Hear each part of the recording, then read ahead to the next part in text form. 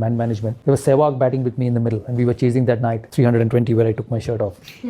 And I was very upset at lunch because England got 300, 325. And in those days, this was about 2002. You very rarely chased 325. It's not like modern day cricket where you just keep hitting and the game has changed a lot.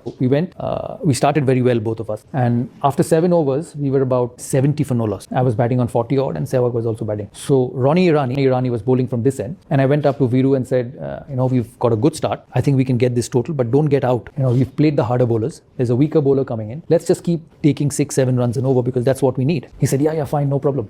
So Ronnie runs up from this end. He hits the first ball over. So I was at the non-striker end. I went up to him, tapped and said, good shot. So we got 4 runs and over. Just keep rotating. He said, yes, no problem.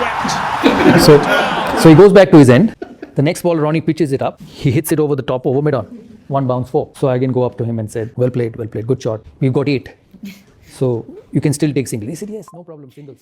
The next ball, Ronnie Irani pitches up. He sits down and sweeps right from the middle stump. It would have hit his pad. He was gone. It went for 4. I did not go up to him. And he did not even look at me because he understood.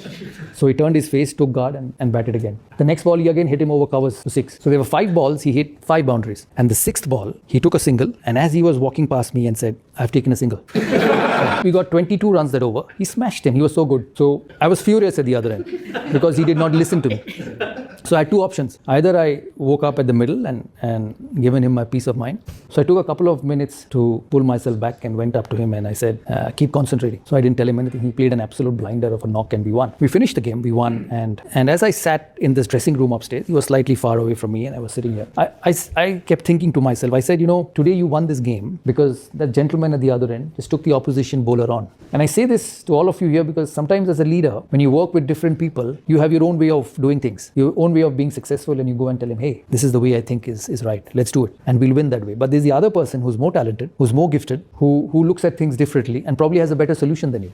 And it was Sehwag that day who had a better solution than me. And it taught me a lot. We did win the game, but it made me a better captain. And a couple of days later, I met him at the breakfast. I said, why did you do this? So first question he asked me, are you angry on me? I said, I was, I'm not anymore. He said, good. I said, I told you to play singles. Why did you hit him? He said, I felt that was the best thing to do at that particular moment.